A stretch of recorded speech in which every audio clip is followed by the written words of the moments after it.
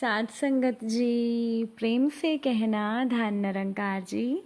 एक नई साखी के साथ स्वागत है आप सभी का आपके ही अपने चैनल पर। हमारी आज की साखी का विषय है 3 पुतले। चलिए सुनते हैं आज की ये साखी। साध संगत जी, पुरानी बात है। एक बार एक राजा का दरबार लगा हुआ था। सभी सभासद अपनी अपनी जगह पर विराजमान थे और महामंत्री दरबार की कार्यवाही कर रहे थे। तभी एक सैनिक ने दरबार में आकर महाराज को खबर दी कि हमारे राज्य में खिलौनों का एक विचित्र सौदागर आया है, जो अपने साथ बेचने के लिए कुछ नए मगर रोचक खिलौने भी लाया है। और सौदागर का ये दावा है कि महाराज या किसी ने भी आज तक ऐसे खिलौने ना कभी देखे हैं और ना ही कभी देखेंगे। अब सैनिक की बात को बेहद गंभीरता से सुनकर महाराज ने उस सौदागर को अपनी सभा में बुलाने की आज्ञा दे दी। कुछ देर के बाद वो सौदागर दरबार में आया और प्रणाम करने के बाद अपनी पिटारी में से 3 पुतले निकाल कर उसने महाराज के सामने रख दिए। सौदागर कहने लगा, अन्नदाता, ये तीनों पुतले अपने आप में बहुत विशेष हैं। दिखने में भले ही एक जैसे लगते हैं, लेकिन वास्तव में बहुत निराले हैं। पहले पुतले का मूल्य 1,00,000 मोहरे हैं, दूसरे का मूल्य 1,000 मोहरे हैं और तीसरे पुतले का मूल्य केवल 1 मोहर है। अब महाराज जी ने तीनों पुतलों को बड़े ध्यान से देखा। आखिरकार थक हार कर महाराज ने अपने सभासदों को पुतले दिए और कहा कि इनमें क्या अंतर है, मुझे बताओ। सभासदों ने तीनों पुतलों को घुमा फिरा कर सब तरफ से देखा, मगर किसी को भी इस गुत्थी को सुलझाने का जवाब नहीं मिला। साध संगत जी, महाराज ने जब देखा कि सभी चुप हैं तो उन्होंने वही प्रश्न अपने महामंत्री से पूछा। तो महामंत्री ने पुतलों को बहुत ध्यान से देखा और दरबार को 3 तिनके लाने की आज्ञा दी। तिनकों के आने पर महामंत्री ने पहले पुतले के कान में एक तिनका डाला। सभी ने देखा कि तिनका सीधा उसके पेट में चला गया। थोड़ी देर के बाद पुतले के होंठ हिले और फिर वो बंद हो गए।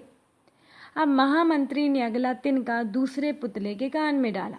इस बार सबने देखा कि तिनका दूसरे कान से बाहर आ गया और पुतला ज्यों का त्यों रहा। तो ये देखकर सभी की ही उत्सुकता बढ़ती जा रही थी कि अब आगे क्या होगा। अब महामंत्री ने तिनका तीसरे पुतले के कान में डाला। सबने देखा कि तिनका पुतले के मुंह से बाहर आ गया है और पुतले का मुंह एकदम खुल गया। पुतला बराबर हिल रहा है, जैसे कुछ कहना चाहता हो। तो महाराज के पूछने पर कि ये सब क्या है और इन पुतलों का मूल्य अलग अलग क्यों है, महामंत्री ने उत्तर देना शुरू किया कि राजन, चरित्रवान इंसान सदा सुनी सुनाई बातों को अपने तक ही रखते हैं और उनकी पुष्टि करने के बाद ही अपना मुंह खोलते हैं। यही उनकी महानता है। पहले पुतले से हमें यही ज्ञान मिलता है और यही कारण है कि इस पुतले का मूल्य 1,00,000 मोहरे है।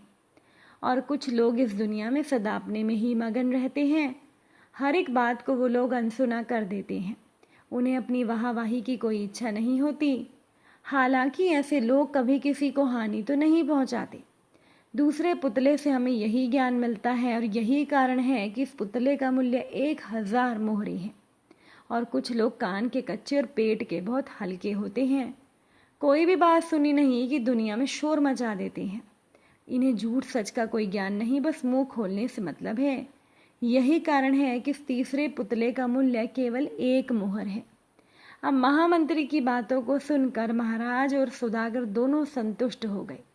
जीवन में साध संगत जी, किसी भी बात को पहले जांच परखने के बाद ही उस पर अपने विचार प्रकट करने चाहिए। सुनी सुनाई बातों पर कभी भी इंसान को विश्वास नहीं करना चाहिए। साध संगत जी, वर्धमान नामक एक शहर में एक बहुत ही कुशल व्यापारी रहता था। राजा को भी उस व्यापारी की क्षमताओं के बारे में पता था, इसीलिए राजा ने उसे राज्य का प्रशासक बना दिया। तो अपने कुशल तरीकों से उसने आम आदमी को भी खुश रखा था। साथ ही उसने दूसरी तरफ राजा को भी बहुत प्रभावित किया था। तो कुछ दिनों के बाद उस व्यापारी ने अपनी बेटी का विवाह तय कर दिया। इस उपलक्ष्य में उस व्यापारी ने एक बहुत बड़े भोज का आयोजन किया और इस भोज में उसने राज परिवार से लेकर प्रजा और सभी को आमंत्रित किया। तो भोज के दौरान उसने सभी को बहुत मान सम्मान दिया और सभी मेहमानों को आभूषण और उपहार दिए। राजघराने का एक सेवक जो महल में झाड़ू लगाता था वो भी इस भोज में शामिल हुआ, लेकिन गलती से वह सेवक एक ऐसी कुर्सी पर बैठ गया जो राज परिवार के लिए नियत थी। तो ये देख व्यापारी आग बबूला हो गया और उसने सेवक की गर्दन पकड़कर उसे भोज से धक्के देकर बाहर निकलवा दिया। सेवक को बड़ी शर्मिंदगी महसूस हुई और उसने व्यापारी को सबक सिखाने की सोची। तो कुछ दिनों के बाद एक बार सेवक राजा के कक्ष में झाड़ू लगा रहा था। उसने राजा को अर्ध निद्रा में देखकर बड़बड़ाना शुरू किया कि इस व्यापारी की ये मजाल कि वो रानी के साथ दुर्व्यवहार करे। ये सुनकर राजा अपने बिस्तर से कूद पड़ा और उसने सेवक से पूछा, क्या ये वाकई में सच है? क्या तुमने उस व्यापारी को रानी से दुर्व्यवहार करते देखा है?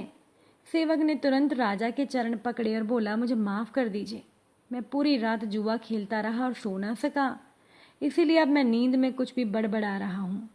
अब राजा ने कुछ बोला तो नहीं, पर शक का बीज राजा के दिमाग में बोया जा चुका था।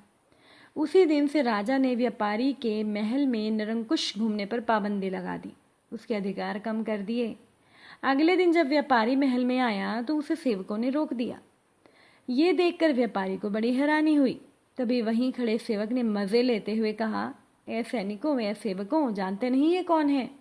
ये बहुत प्रभावशाली व्यक्ति है और तुम्हें बाहर फेंकवा सकते हैं, जैसा इन्होंने मेरे साथ अपने भोज में किया था। तुम लोग सावधान रहना। अब ये सुनते ही व्यापारी को सारा माजरा समझ में आ गया। कुछ दिनों के बाद उसने उस सेवक को अपने घर बुलाया, उसकी खूब आभगत की और उसे उपहार भी दिए। फिर व्यापारी ने बड़ी विनम्रता से भोज वाले दिन के लिए क्षमा मांगते हुए कहा कि उसने जो भी किया गलत किया। सेवक खुश हो गया था। उसने कहा कि ना केवल आपने मुझसे माफ़ी मांगी पर मेरी इतनी आवभगत की। आप चिंता ना करें, मैं राजा से आपका खोया हुआ मान सम्मान वापस दिलवा दूंगा। अगले दिन उसने राजा के कक्ष में झाड़ू लगाते हुए जब राजा को अर्ध निद्रा में देखा तो बड़बड़ाने लगा, हे भगवान, हमारा राजा तो ऐसा मूर्ख है कि वह गुसल खाने में खीर खाता है।